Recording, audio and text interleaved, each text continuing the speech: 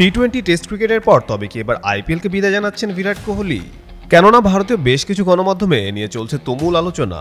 ঘটনার সূত্রপাত একটি চুক্তিকে ঘিরে শুরু হয়। 2026 সালের আইপিএলের জন্য ব্যাঙ্গালোর সঙ্গে যুক্ত বাণিজ্যিক সংস্থাটি কর্তৃপক্ষ একাধিকবার চুক্তি নবায়ন করার প্রস্তাব দিয়েছে কোহলিকে। প্রতিবারই কোহলি অপেক্ষা করতে বলেছেন তাদের। কোহলির এই বারবার প্রত্যাখ্যানকে ঘিরেই তৈরি হয়েছে অবসরের জল্পনা। 2026 সালের আইপিএলেও সংস্থাটি কোহলিকে তাদের প্রচারের প্রধান মুখ করতে চায়, কিন্তু রাজি হচ্ছেন না ভারতের সাবেক এই অধিনায়ক। শোনা যাচ্ছে তিনি তার মুখ ব্যাঙ্গালোর প্রচারেও আর ব্যবহার করতে দিতে চান না। গত মৌসুমের আগে কোহলিকে অধিনায়ক হওয়ার প্রস্তাবও দিয়েছিলেন ব্যাঙ্গালোর কর্তৃপক্ষ। সেই প্রস্তাবও তখন ফিরিয়ে দিয়েছিলেন তিনি। যদিও কোহলি তার আইপিএল থেকে সরে দাঁড়ানোর ব্যাপারে এখনো কোনো আনুষ্ঠানিক মন্তব্য করেননি, তবে ভারতীয় বেশ কিছু গণমাধ্যমের দাবি অবসরের পথেই হাঁটছে কিং কোহলি। আরও কিছু বিশ্বস্ত সূত্র মোতাবেক জানা যায় মহেন্দ্র সিং ধোনিকে অনুসরণ করতে চান না কোহলি। আন্তর্জাতিক ক্রিকেট থেকে 2019 সালে অবসর নেওয়ার পর এখনো অবধি আইপিএল খেলে চলেছেন ধোনি।